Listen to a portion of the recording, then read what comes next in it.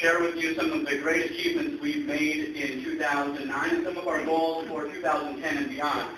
I'm going to start off with something that's been kind of my baby in the neighborhood, and that's been the Eco Village project. And thanks again, Commissioner Stengling, for one of the big accomplishments we had with the Eco Village this year was when we first started this project, that intersection at 31st and 6th was such a rough spot that even the residents didn't feel safe coming to a full stop at that four-way stop sign. And then we went from that type of a situation to about 3 months from part of December, January, February, and part of March with no in that 4-block area.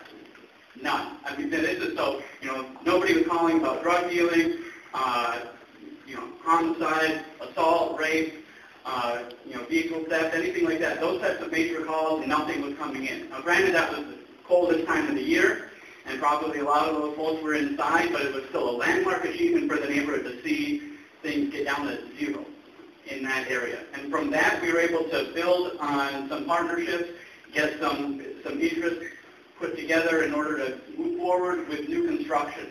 We've identified 2 houses for rehab that are going to receive special type of funding for that has a zero interest loan attached to it, so that people who either don't believe in interest because of their religious beliefs or people who otherwise might not qualify to get into housing can get into home ownership.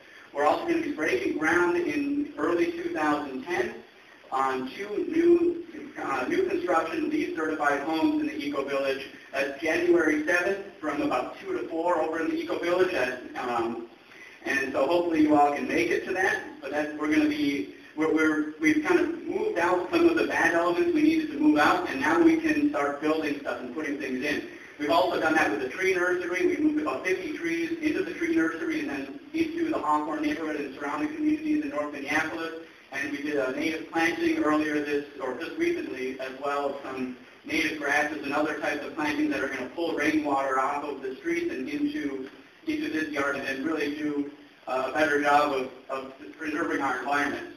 Hawthorne also was a founding member of a coalition called the Northside Community Investment Coalition. That's kind of a loosely based group of neighborhood organizations, ethnic organizations, and others like the Urban League, and we've done some groundbreaking work on foreclosure prevention.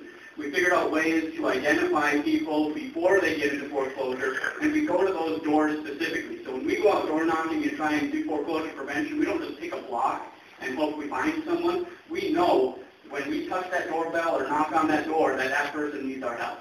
Or the people in that house, maybe they're renters and their landlord is having troubles and they don't even know it.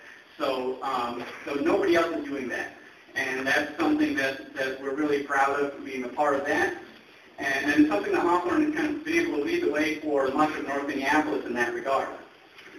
We've also got a research assistant from Cura who is going to help examine how effective that work has been. I mean, think about that. We're going to hold ourselves accountable to it as we go along. We're going to figure out what our results are, how well we're doing, and what we can do better. And we've been able to have discussions with that group, with Congressman Ellison, and also Senator Coleman, and we've got an upcoming conversation with Senator Franken about what we can do to preserve housing and prevent foreclosures. Donnie Dirks came into our neighborhood.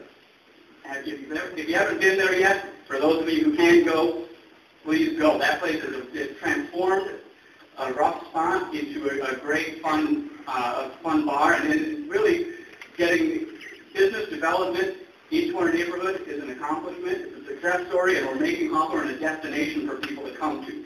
We're hoping that will continue with the 200 Club being transformed into Good Sports Bar and Grill, and we're looking at more business development along Broadway and throughout Hawthorne as well. Let's see.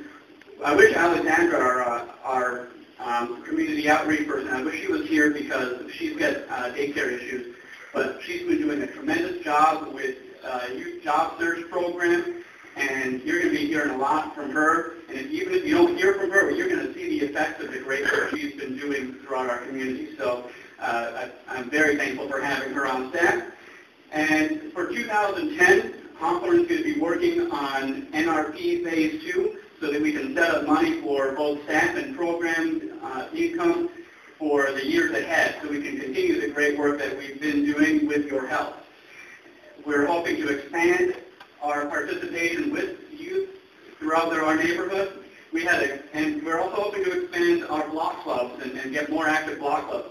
We had a great meeting here earlier this year. We filled this entire room with Southeast Asian residents. Most of them were Hmong residents who live in Hawthorne. And we had discussions about some of the crime and safety concerns that these folks were having, and we want to really build on that and reach out to underserved populations or populations that really we don't have had much interaction with. And we think that's going to get the housing crisis is, we're not done with that anytime soon. And that's a stark reality that we're going to have to face. And there's really no easy solutions, but we're doing everything we can to prevent foreclosures and create a healthy and stable housing market in our community and throughout North Minneapolis. And so, I guess in closing, I just want we would not have these momentous achievements, we would not have these lofty goals without the vision and the resolve of our community, without the vision and resolve of folks like yourself and others throughout our neighborhood, nor would we have it without the partnerships of so many of the good people we see in this room today and others who couldn't make it. So I just sincerely and deeply want to thank all of you for your hard work in making our community a better place.